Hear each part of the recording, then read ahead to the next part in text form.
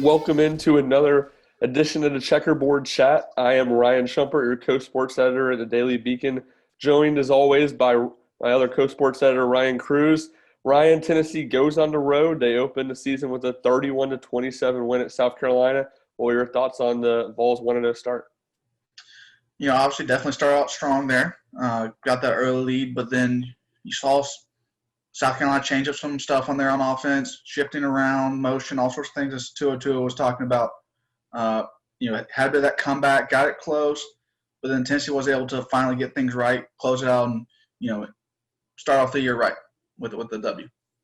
Yeah, it's what I said in my piece after the game, but it looked a lot like Tennessee down the stretch last year.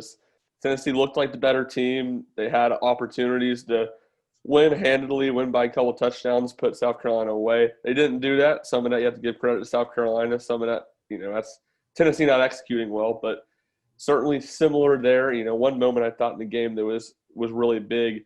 Tennessee, obviously, South Carolina goes right down the field on the opening drive. Very easy. Tennessee has the botched snap, and looked like Paxton Brooks probably could have punted that ball, didn't punt it.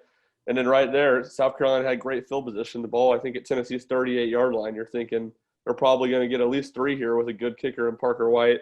Alante Taylor makes a big play on first down to blow up the reverse, and the defense really did locked in. And like you said, South Carolina made some adjustments in the second half and was able to exploit that. But it was a big stand for Tennessee's defense and really where they rallied the ship and got things moving in the right direction.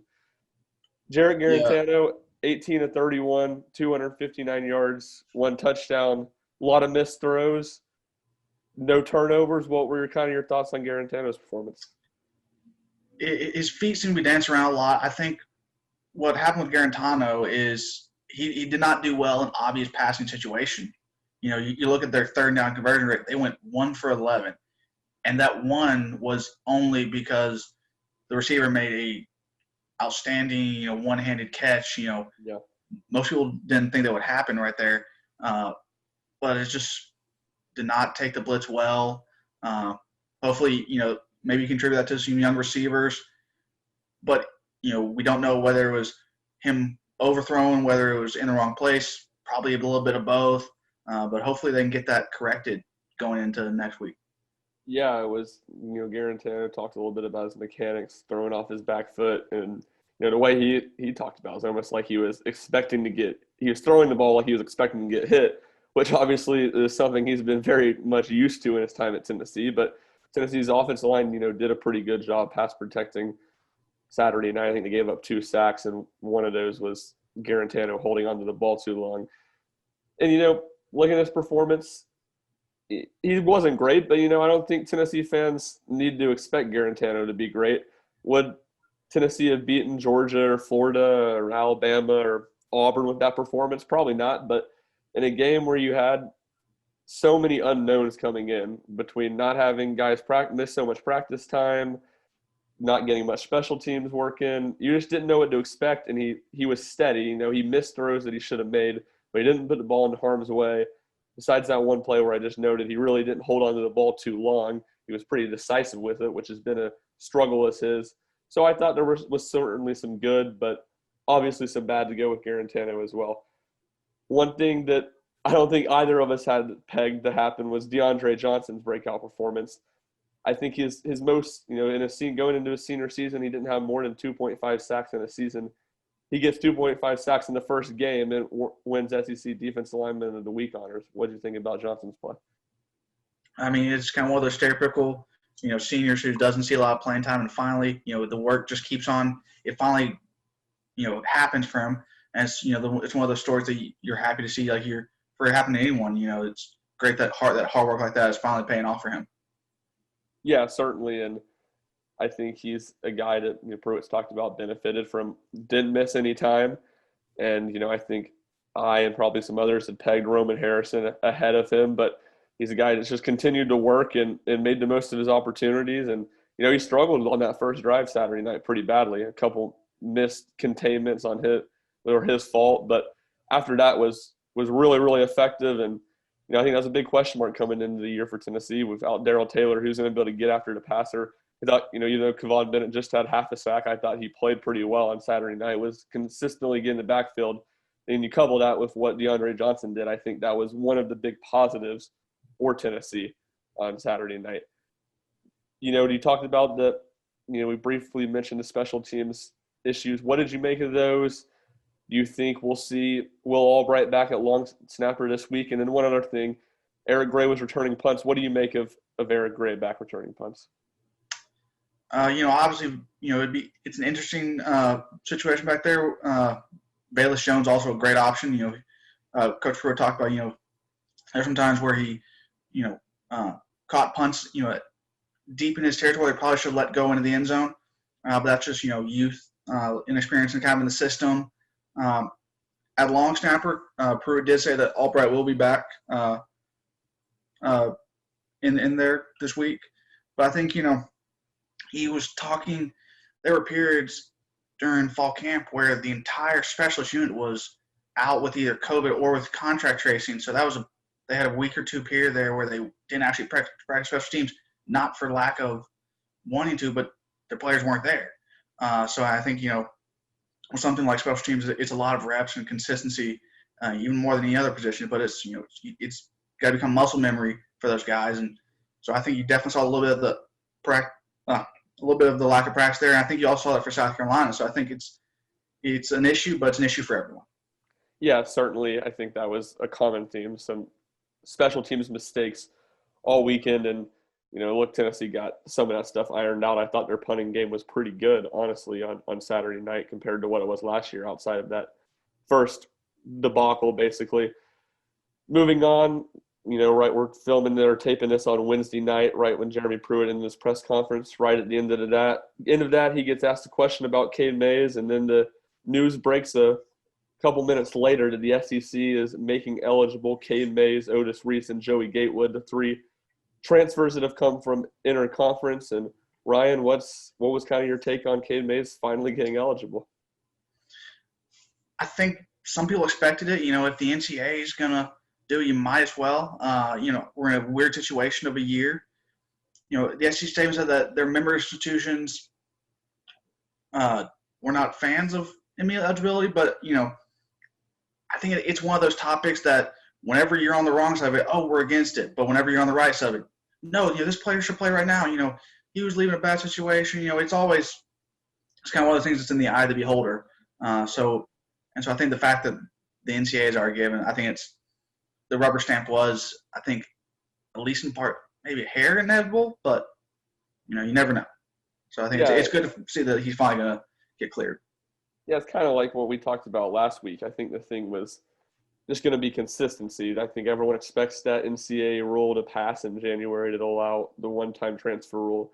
So I think there was kind of a sense of looking around between the schools in the league and Greg Sankey. And Greg Sankey talked about, we have this rule in place. Y'all need to vote it out if y'all don't want it. And I think that kind of remains unclear, as there were rumors or reports, a little bit of both earlier in the week, that the SEC presidents would vote on that. I'm not sure if that was made entirely clear, if that's what happened or not. But certainly that's how the SEC is going to go forward. They're not going to stand against interconference transfers. That's not going to be their standard. And, look, I think there's an argument to be made either way for it. But I think you're going to get some bad press and some bad publicity in this age if you're still denying transfers when the NCAA is going to open it up. And, everyone's, kind of more now than ever is in support of the players having as much freedom and flexibility. So it's good for Cade Mays. He'll have a chance to suit up and play alongside his brother and alongside Trey Smith, what he came back to Tennessee to do. And it'll be interesting to see how Tennessee moves around that offensive line, Ryan. Where do you think Cade Mays will start at Saturday? I don't know if he'll start this week. Obviously we haven't really heard much in terms of where he wasn't on the top two, the depth chart they put out last week. So you don't know how he's been practicing. But I think at least probably next week, I would slot him in at that right guard on opposite from Trey Smith. But then, who knows, because he's played all five positions, so it would be interesting. He should fit anywhere if necessary. Yeah, I think it almost certainly would be the right side somewhere, whether that's right guard or right tackle. I think it's probably interesting. Almost probably will fall more on who plays better, Darnell Wright or Jerome Carvin this weekend, and how they evaluated that tape last weekend against South Carolina as to whether they feel in Cade Mays a right guard or right tackle. Because like you said, he's a Swiss Army knife offensive lineman. He can be pretty effective anywhere. I think it's going to be more on where Tennessee thinks the bigger need is for him at right guard or right tackle. Should be interesting to watch as Tennessee will kick off against Missouri at noon Eastern time Saturday on SEC Network. Ryan, Missouri loses their opener to Alabama. It's hard to take too many conclusions from a team of Missouri's skill level playing Alabama, but what were those few takeaways that you were able to take from Saturday night's game? I thought they performed better than what most people expected. Alabama is always a tough task. They just continually reload there. So, there was some uncertainty at the quarter position. They were talking about there could be two quarterbacks playing there for them this week. So that's, another odd case right there. So I think you just got to be prepared. They have the ability to make plays, but they're not as good as – they're not the best. So I think you got to be prepared definitely. But yeah, I think it was impressive. I think you did see a team, which is always something you need to look for in a first-year head coach. You saw a team that I thought was bought into what Eli Drinkowitz was trying to do Saturday night. I think you saw them compete hard to the final whistle, and Alabama certainly had some backups and third strings in there in the second half, but a team that played a lot better in the second half continued to kind of keep their head down, was able to get that last touchdown, I think, on the last play of the game. The question marks are obvious. The quarterback situation. Sean Robinson started on Saturday. They played Connor Bazalak a little bit too. I'm guessing Sean Robinson's going to start. He hasn't done a whole lot in his career, and I think you saw a quarterback on Saturday in Colin Hill at South Carolina who was very comfortable within the system, knew what to do. Tennessee didn't really get super wild with the blitzes. I think it could be the opposite this week. I think Tennessee could get real creative. You have a new quarterback and a new system. I think Tennessee really might try to get after him and throw him some odd looks on Saturday. For the rest of Missouri's offense, I think what you have to look at is Larry Roundtree is really the one pure star guy. But what did they have outside? I talked to the sports editor earlier this week at the Maneater. He really pointed out Jalen Knox. He's a slot receiver, with it looks like Sean Schamberger still being out. True freshman Danico Slaughter starting at nickel. He was the guy he pointed to have a big game. Anyone else from Missouri's offense really stand out to you that Tennessee needs to lock in on Saturday? I think the biggest thing is they got to watch the offensive line. That's been a position that has struggled for Mizzou in the past couple of years. So I think, that's not a position you're going to catch, lying down. They're not going to be sleeping. Yeah, and, looking at Missouri's defense, this is obviously a different team, different pieces, but Tennessee had a lot of success throwing the ball against them last year, probably the best game of Jarrett Guarantano's career. Now some new receivers for Tennessee, but you look at Tennessee's offense trying to build a little bit of continuity. It seemed like at times Saturday night the receivers and Guarantano were out of sync. This seems like an opportunity to really get things hatcheted up before you go into what's going to be perhaps the biggest three-game stretch of the year with matchups at Georgia, home against Kentucky, and home against Alabama. I think that's something you really, really have to get ironed out before that. And on defense, Mizzou has a very experienced middle linebacker, Nick Bolton. He's been there a while. He controls like a veteran signal caller. Controls that defense, runs it really well. Next to him and behind him, that's gonna be the bit of uncertainty.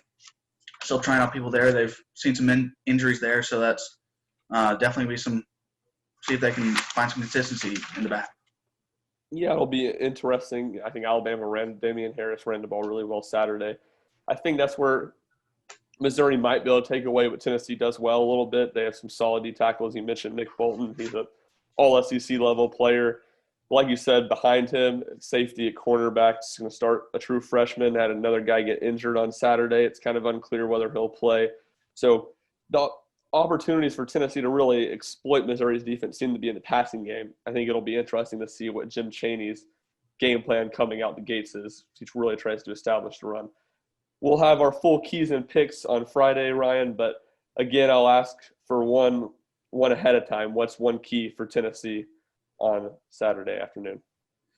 I think it's, again, I said it last week on Friday, but I think it's, again, they've got to solidify the offensive line and eliminate mistakes behind there. Again, the overthrows were almost lost the game for Tennessee because it was kind of close there early on. Momentum can be a multiplier there. So, they got to get those overthrows under control, create some more consistency in the back there. Yeah, I'm going to go with kind of almost the same thing with a different tone to it. I think it's all about the consistency. I think especially on offense, consistency through one drive to another. I think that's what you saw too much of Tennessee Saturday. Look excellent on some drives, bang, bang, bang, touchdown, and some drives shooting themselves in the foot, can't get anything going.